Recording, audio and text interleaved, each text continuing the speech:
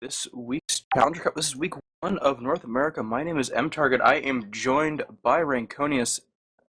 Our first round matchup is Vivify versus Arcane Purple, I do believe. Yeah, so a little bit of an unknowns, but hello and welcome back, chat. It has been absolute blast to be able to bring you and have the pleasure to bring you the last split. Now it's this split, and we're with Tier Monster. Big shout out to absolutely everyone that has helped get this online. You saw our intro video. How cool was that, M Target? How cool was that thing? It was, excuse me, it was very, very cool. No, I'm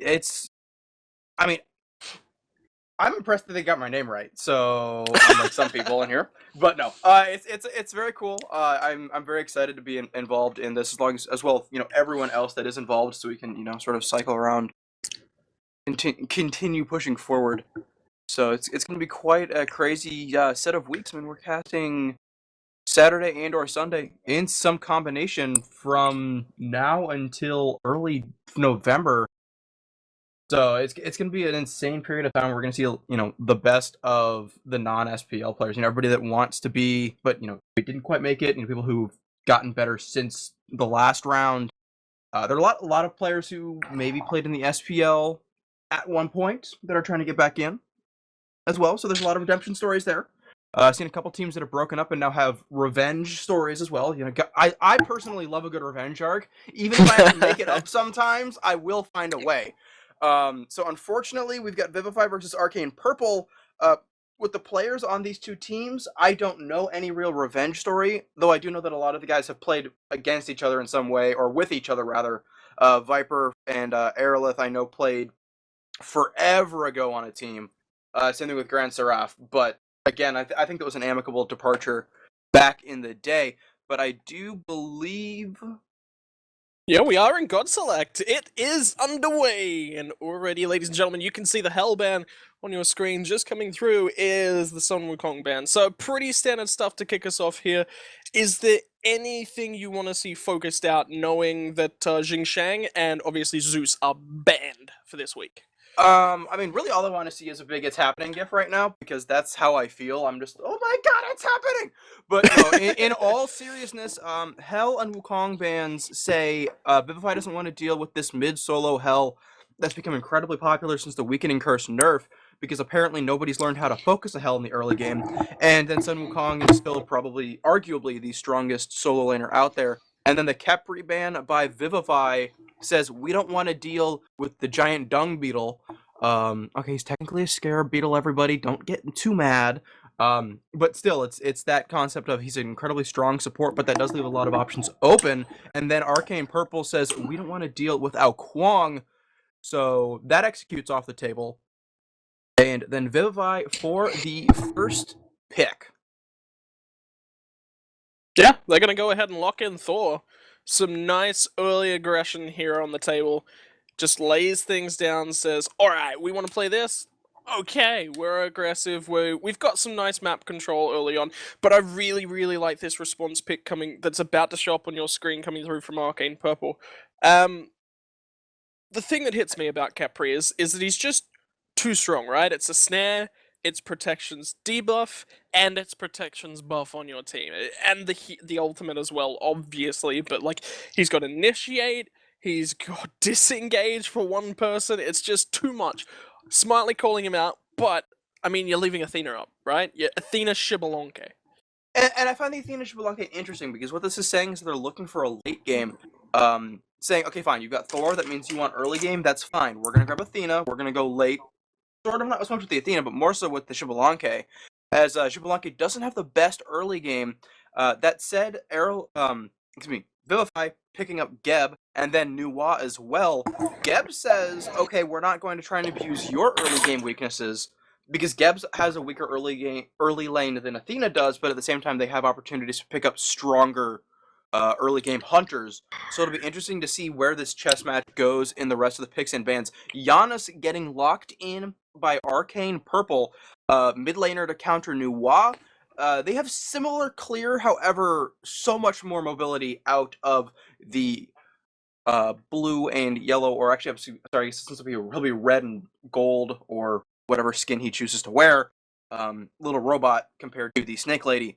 and then Apollo getting banned out for Arcane Purple, them saying, look, you've got one hunter, or you still have to pick your hunter, so we're going to get rid of the other late game hyper carry that we don't want to have to deal with that split push. What do you think about Vivify banning Serket this late in the draft? Serket this late, they can just use an Athena in the jungle. That's totally fine. They can run it in the lane. Banning a Serket, it's kind of like, well, what are we really going to pay for if we just leave this up? Serket, yeah, alright, get rid of Serket. I really like picking up the Bologna as the perfect pick because it's what I really would have preferred to have seen banned out. Ram's still open here. That's what the Apollo ban screams to me, is like leaving Ram, leaving Apollo open. I mean, all is there as well, which is what they're currently hovering, which we can't actually tell you exactly what they're hovering. We'll only tell you once they've locked it in. Yeah. But it's interesting, right? It's just, why go an all when you can go something different, something with a lot more potency? If you are, I don't know the Vivify AD carry. I don't know him, but there are several Ul players that I know who they pick Ul for that. All right, we need to just blow you out of the water with our mechanics and our ability play, so we'll pick that. That said, Medusa and Hercules going to be locked in, assuming this is a Bologna solo, not a Bologna jungle. Hercules does alright against Bologna. He can actually punish her rather well because he doesn't rely on his basic attacks. That's the biggest thing that Bologna brought to the solo lane was her Scourge, and denying a warrior who had to rely on basic attacks. Now, that said, it could be somebody else who could counter because Bologna can go in the jungle. We may see something like what's actually getting locked in here. Wait on the screen. Yeah, which will be coming up just a second.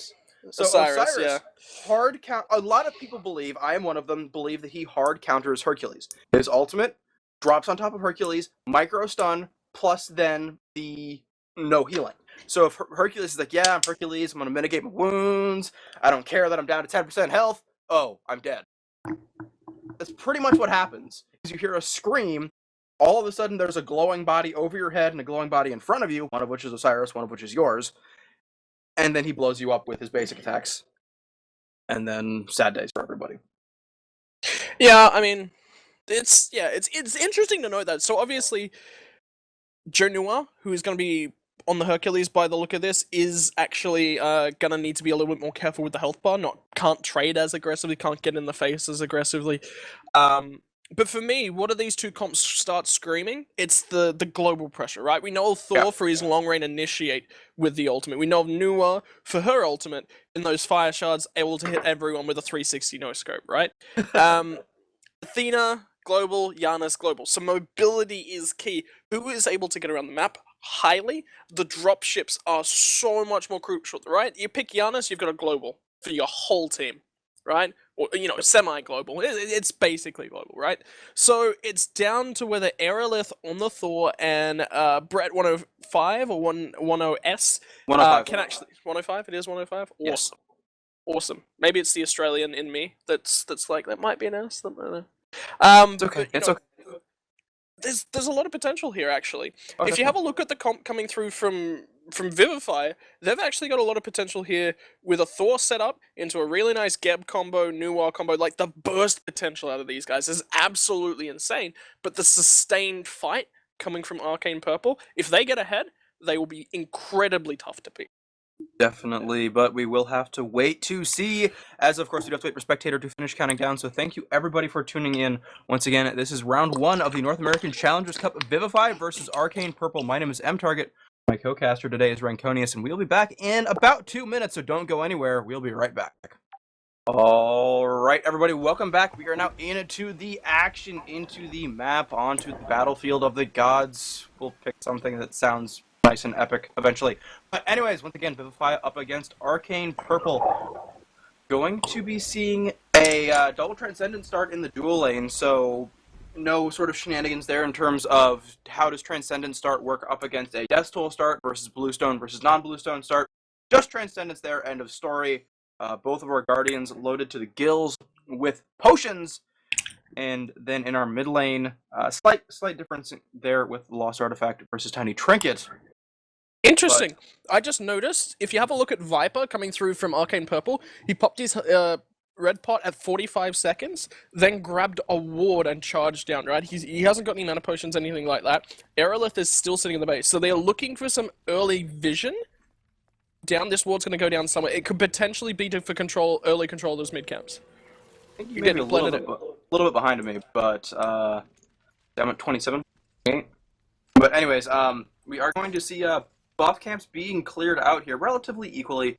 Vivify and Arcane Purple sitting very, very close, although Arcane Purple did clear out their blue buff significantly faster.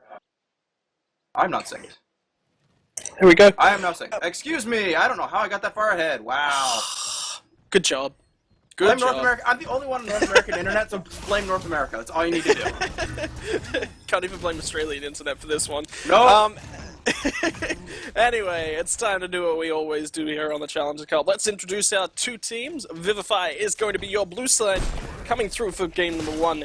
Jonua L is going to be Hercules in the solo, and Aerolith is going to be your jungle Thor in the mid lane. Brett 105 on the Nuwa. Far Fate is going to be your Geb, and rounding us out is the Queen of the Poison, the Dot, and the Tick damage. It is Christos on the Medusa. Indeed. And then up on the red side in Arcane Purple, Grand Seraph on the Lord of the Night, Jivalanke. Kawhi on the Athena, Glitch Hop running the Giannis, Viper playing the Goddess of War, Bologna, and Dirtia playing the Broken God of the Afterlife, Osiris. Well, starting us. Oh, that's right. You guys have got things back to. Ugh, never mind. What? I'll just flip my overlays again because I flipped. You guys always have the duo lane flipped to where my jungle and solo lanes are. So find out our issues in game number 1. There you go. End of the stream will be good by this stage. Anyway, mid camps. In mid were the first focus. Great Berserker's Barrage. Nice bit of trading going off. Viper and obviously Brett are taking the brunt of it. But early low on Nuwa, that's a little bit worrying considering she wants to be contesting these mid camps a little bit more than Giannis. Yeah, definitely. It'll be interesting to see sort of how things go. A very aggressive invasion here from Viper and Glitch Hop, though they can afford to do so because their dual lane is so far pushed up. But at the same time, it's still kind of risky. Just in general, that an invade this early can always be punished up against a Thor. Yeah, and just the global pressure, right? That's the reason that they can get that early little bit of a snowball and some early aggression down on towards the map. Have a look over towards the solo lane right now. And have a look at what, unfortunately, Deridia has been able to do to Jonah. And, well, it's not looking good for our Hercules. It's not looking good for Vivify and all. Arcane Purple just stole away the second back camp. So it's not looking good here, as that is now both sets of back camps that the jungler has been unable to take. That has been 2 to 3 waves now that the solo laner has not been able to take all of the gold from, at least, and he's actually getting punished very, very hard. Level 5s hit solo lane, and it's that aggression of there's not much that Jonua, I'll figure out a way to how to pronounce your name eventually. I'm sorry if I said it wrong. It's a weird name. It is. Your fault. No, it's your fault. Really, it's tons of farming pressure coming out from Arcane Purple. Actually, interesting to note as well, Kuawi on the Athena has opted to go for a sprint. Do you think this is a purchase mistake, or do you really like Heavenly Agility on Athena? I think that in this composition, I feel that the Heavenly is a very good item. I feel that purchasing it this early is interesting and obviously very risky, because most supports opt to go for a curse early. They go for just to try and slow down and try and get that kill potential. This is saying, as an Athena does, Athena, she dashes in, oh, hang on, ultimate over in the dual lane, going to see Christos in a lot of trouble, but is going to manage to get off the Petrify onto 1, and she is under tower. Heb Shield helping her out just a little bit, but she'll be fine. Giannis ultimate as well, but Robot, yes, it is through space and time, but you are not the Lord of Time. Kronos says, sorry, you're late to the party. And that is a blue buff stolen at least. Or, excuse me, purple buff stolen. Purple buff stolen, yeah. And now they're looking to go for a little bit more as well. Red hasn't quite spawned. The back camps on the left-hand side had already gone down. Thor's going to get some solo XP on this set of rights as well, which means Brett's going to miss out on them. So he's only level 5. He's up against level 7 on his opposite number. That's not something you really want to see early on a Nuwa. Yeah, Glitch Hop, as we said in the beginning, he went with his Bologna. did both back camps on the Order side, did both back camps on the Chaos side, and was involved in stealing a purple buff. So he's a very, very greedy robot. Have a look at this red buff. Yeah. Apparently it's not just a greedy robot, it's just a greedy purple team. Or red But they're team. ahead, right? Now have a look at the Geb, though. He's actually going to come in with the rollout, trying to look for an initiate. Look at the shockwave off. And again, the disengage. So they're just able to get the buff and then get the heck out of there. Big win for Arcane Purple. Very big win indeed. And this is the farm game, the objective game. The what's on the map that we can take that hurts our opponents in some way. We see 2-level advantage in the mid lane. We see a even matchup in the duo in terms of the hunters, though the support is ahead by 1. And then we see the jungle, again 1, and then the solo lane 1-level advantage as well. So very rough time here for Vivify. Excuse me, Vivify. However, it's not the end of the world. They've got some very strong mid-game spikes that Arcane Purple won't necessarily have. And there are things, for example, a Mystical Male start here that Jonah is working towards. He's sitting on about 300 gold away from just the Mystical, sitting on about 600 gold away from that Mystical into teleport back that so many solo laners like to do, compared to Osiris, who went straight into Power Boots, which means that his Warrior Tabi will not be helping him out against that Mystical Male, though Viper is trying to abuse the Hercules. Yeah, well, trying to. Made sure he didn't back. Emphasis. The important part was Doridia just got his base off, and Hercules was really trying to stop it. Boulder's actually going to come down to clear the wave. He's that far in trouble. Driving Strike, again, to keep him out of range here. They're going to be able to put a lot of pressure down on this, and because everyone else is shoved up and winning their lanes as well, this is safe pressure coming through from the Bellona, because there is no way in heck their opposite numbers can get the Gold Fury. Not only are they not able to get to the Gold Fury, they're not even able to get to them in time, as they saw the Nuwa in mid lane. They had seen, where Athena was, or where Geb was in general, also heading behind that tower over, and he was doing a back camp with Thor, and so neither of them could get there in time. And it's very interesting to see that, all of those ultimates that I mentioned earlier, and all these ultimates are burned, that could be a bad thing because there wasn't a kill there, they're all back up now. So there's no punishment for Arcane Purple using them earlier, because they've come back up now, they've all baked at some point, so there's no mana cost or concern. It's not like it costs you experience to use your ultimate, so Arcane Purple's sitting very pretty right now, though Glitch Hop did just get burst rather hard by, well, Interesting I was to going note to as say well. he gets burst hard, but then he bursts Nuwa just as hard. Something interesting as well, if you notice, Brett 105 is actually leveling the Mysterious Fog second. I really, personally, I think a lot of people prefer the Clay Soldiers because it gives you a lot more burst potential off the Shining Metal, but have a look on the left-hand side of things right now as Farfate has gone really aggressive, and down comes the X-Pal ultimate. They're looking for First Blood, and it is going to be Farfate. Gut goes over to Grand Sarah. Down comes the Thor, though, he's on the back line.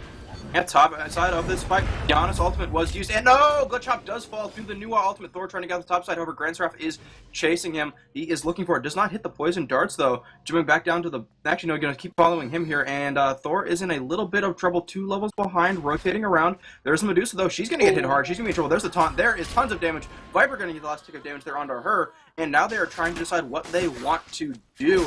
And it looks like they're going to go for the large golden lady, who is not too happy that they are in her house.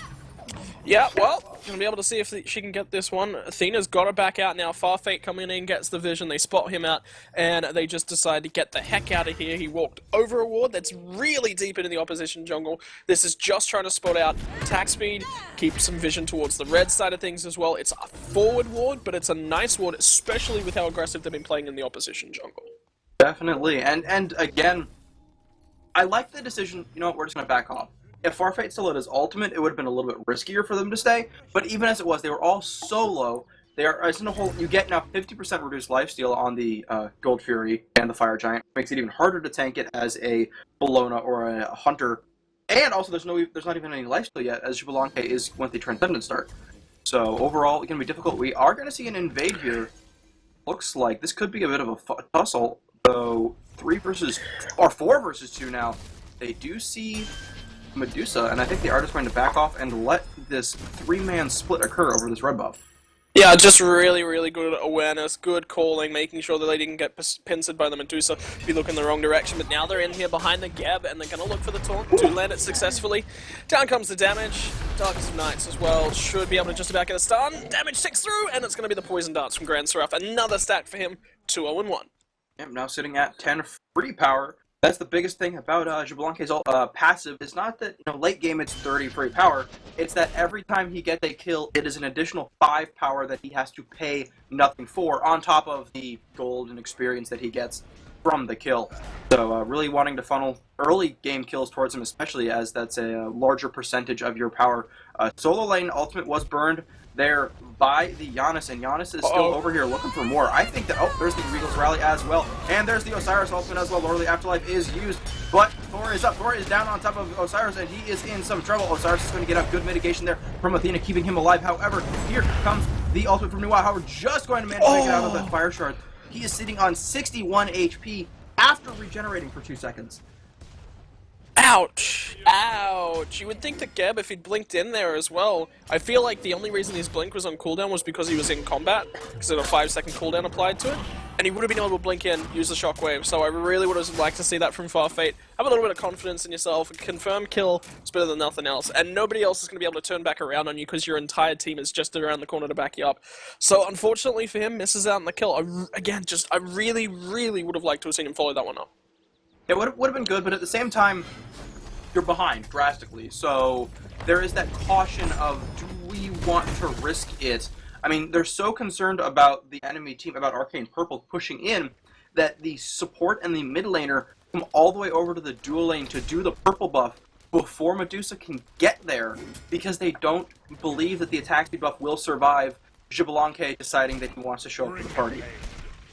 Yeah, and if you have a look at the XP, they need it. They need it really, really bad. They're already 6.5k down. They're going to look for a fight as well coming through from Arcane Purple towards those mid camps. They do get the left side camps and then immediately onto the gold tree. They know that they've got levels on the opposite numbers and they want to fight over it. Bologna's doing a lot here, just getting in the front line, making sure that shield bash. She's got some nice damage. Darkest of Nights as well. Gold Fury's about to fall. Arcane Purple secures it and they're going to look for a fight as well. And we're going to see Athena going onto the offensive Eagles rally into the Athena. Also, Thor is almost dead, gets taunted out of it as well. However, he's not quite dead. Viper is now in trouble, and he is going to fall to the combined damage of the tower and the enemy team. And that is going to be the second kill for Vivify from a little bit over aggression and not quite being able to secure the kill coming out from Arcane Purple.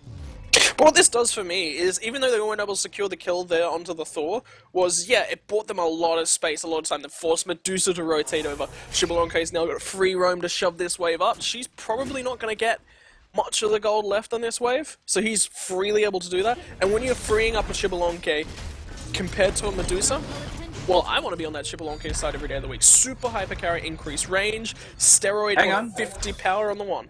Mid lane, we were a small fight going on there. However, there was a disengage coming out from Giannis. However, Giannis does try to come back, and sitting at half health, or under half health, excuse me, half mana. It's a little bit risky to try and farm the wave, but he's ahead, so he's feeling a little bit confident there. Bologna is back here now, 3 levels ahead of the Thor, 3 levels ahead of the Geb as well, taking Geb down to about a quarter health. So big burly bodyguard on the side of Bologna, so Giannis does not need to worry about anything over there. Duo. It's the Hunter lane at this point. It's not really a dual lane anymore. Going to see a 3-level disadvantage. Grand Seraph deciding he's going to ult onto Christos, and Christos is going to die. That is a killing spree on the God of Night. And mid lane now, Brett is in a lot of trouble. Is going to pop his beads. Oh, Roma Invicta's too far. Viper may be in trouble. Nope, he does fall anyways. And that is going to be a kill. Brett 105 sitting on that Warlock sash, starting to get some power, and that's a level 3 fire shards. And level 3, when it goes from 175 to 250, is really the big, I want to say, spike in terms of where that ultimate actually starts to do damage. Typically because you're scaling, it is only 30% of your magical power, but overall you're starting to talk about 300 damage at this point in the game. And that's when Nuwa really starts to hurt with her fire shards, where she can pick up kills when you're low, and that's exactly what happened there. Not much what Bologna could have done. That's why I like to see Geb up against Nuwa, but instead, Arcane Purple chose the Athena, which I really like. I like the Athena pick overall. but up against Nuwa, Geb is definitely the hardest counter to her. Yeah, and I mean, Nuwa, let's talk a little bit about why she's in the meta so heavily right now. Stun plus huge burst of damage, Snare on the passive, Fog from the 1, super lane push from the 2. You can just walk in a lane, drop it, and walk out if you really want to. I mean, obviously, most people are going to want the golden XP, so they're going to walk up and clear the wave as well. Then you can drop the minions, but potential to allow your team to clear towers without anyone else around just by dropping the minions. There's so much on offer from Nuwa, and then you've got that kill confirm as well, but have a look at the right lane. At right lane, we're going to see ultimates being burned, and Genoa is going to survive until Deridia does finish him off. I think that actually was a mystical mail that he did just finish up not too long ago. Giannis ultimate once again used, and this should be the second tower of the game falling. Now middle and solo lane towers have both fallen from Vivify. Vivify starting to lose control of their jungle, as well as Glitch Hop is just taking solo or the speed buff as well. Over in the dual lane, though, Grant Serath in a bit of trouble, though he's so far ahead, I don't think he cares. No, and he's got 2 people. He's got 3 people all over here. He's got beads as well. He's got the 4th. That means they're definitely going to get this right-hand side tower. He'll accept his death, and his team will accept the tower that they're going to get. And they'll keep going as well. Like, if Hercules doesn't show himself back here right now, they would have just kept going. They would have just happily taken a Phoenix. But a tier 2 for a tier 1 tower, you'll take that any day of the week. Because they're going to take this one. Yes, and I would assume they should be able to get this. Medusa has enough power, but at the same time, here's the teleport over from Hercules or Osiris that I was worried about. Osiris can clear out this minion wave, and now it's a 2-for-0 trade in terms of towers. Sure, it's a 1-for-1 trade in terms of kills, but it's not like not like Xbalanque is too heavily punished for his death beyond the timer spent not getting farmer experience. Because it's not like he has anything that halves and stacks. His passive stays up. His transcendent stacks stay up. It's not like this is the old Heartseeker meta.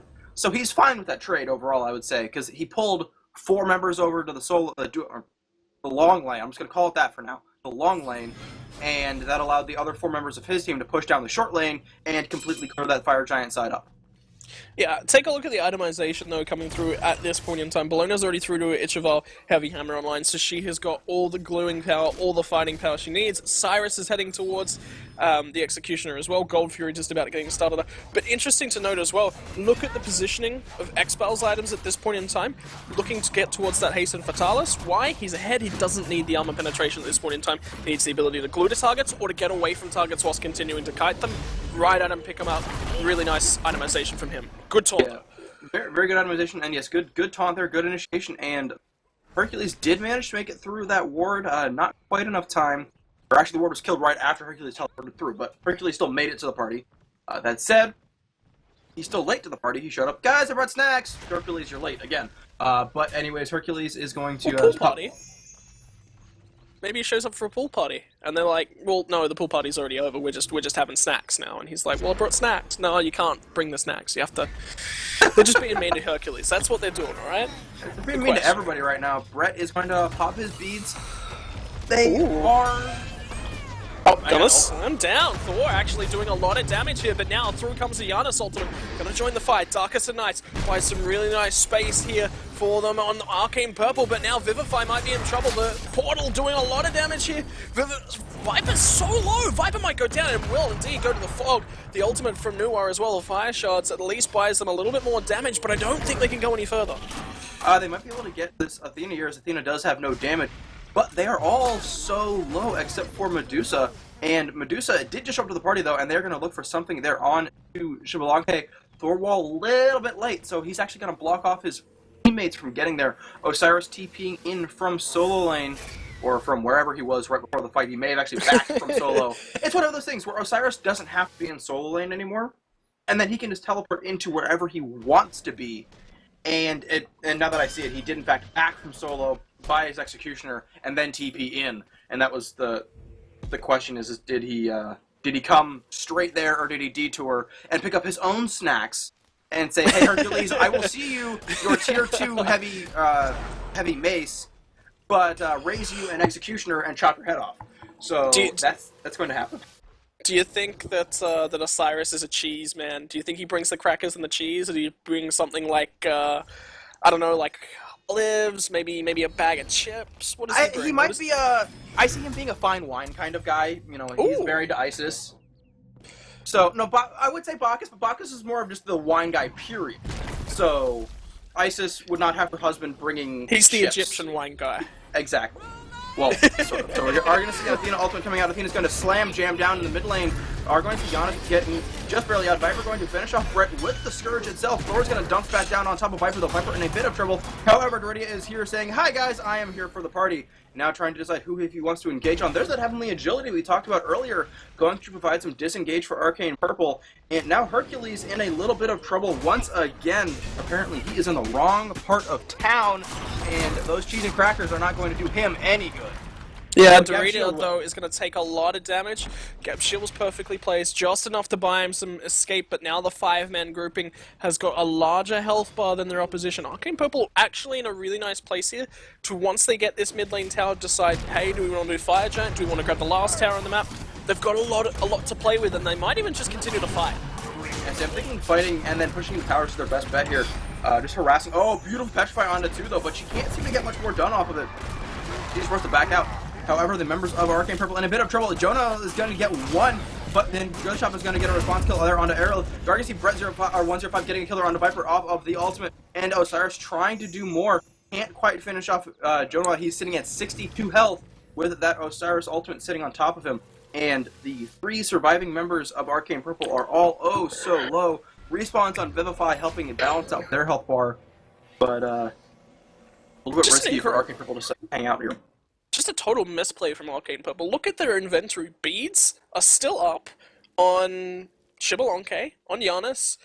Bologna's obviously just finished her tier 3 bead. She had tier 1 at the start of that fight, and it was still on about a 5-second cooldown when she walked out. So just some misplays there, and going, alright, we don't have beads, we don't really have any ultimates, because I think they used a large portion of them trying to pick off Hercules slightly before. So just utilizing their cooldowns a lot better. I think that's going to be the crucial factor in the game. I think it maybe would even just be they went for they got the tower, and then they wanted to keep fighting. When the decision of, hey, let's just disengage here, works too. Because, hey, we used our ultimates, we got the pressure we needed, is a perfectly valid, process in my eyes, in terms of, okay, we got the pressure, we got the tower, we got the stuff after the stuff, as F. likes to say, and then they back off.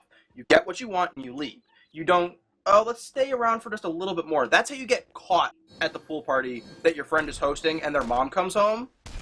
If you all had left after the pool party and not slept over the night and then wake up the next morning and there's an angry mother who's making you clean up, if you just leave, this is game 1. You're good to go. Oh my god. Oh my god, this is only game 1. I blame the fact that I'm sick, so I'm just gonna be a little bit weird today. Anyway, Xpal is going to go ahead and set up that Fire Giant. He's doing it alone at this point in time. I'll see you online. If he gets 35% health, he'll heal up rather quickly. But Thor wants to come in, and they're going to peel off it and potentially look for him. Great Tectonic Rift into the Mjolnir's Attunement to get himself out of there. But Animal Dawn, he might choose to go to the skies and come back in. Yeah, I think they actually are. He's going to go up into the air right there. We're going to see an engagement all across the side. Doridia is going to finish off Brett, though, very, very quickly. Athena considering also standing against it. Going to see Thor coming back over. Glitchop is going to finish off Christos, and now Thor is in some trouble. Athena going to come down. Giannis, not quite sure where he wants to go into this, and now they're looking for the Hercules. Hercules in trouble. He's just kind of jumping at this point, whether that be because of knockups or because he's hitting that spacebar. He's going to fall as well, and now they're looking for Geb. Geb's in trouble. Ultimate used from the Bologna as well. Grand Seraph going to finish him off, and now they know it's just Thor. Thor doesn't have a whole lot of health or mana, and his ultimate is down, so there is no Sky Hammers from him, and he will leave this Fire Giant to fall very quickly. It's the party pit. It's now the party pit. Party pit? it's the party pit, alright. So, see, they went in the pool, they had their party, and they left. End of story. So although they are all high enough health that they could consider going for the Gold Fury if they wanted to, I like the idea of just simply rotating over. If they catch Thor, that's great. But just pushing the duo lane out, Gold Fury is good. It prevents their opponents from coming back in any way. They're currently sitting at 12.6k in the lead in gold. So this Gold Fury won't be, it's the 4th Gold Fury, so it's a big deal. It's putting them now at 14,000 ahead.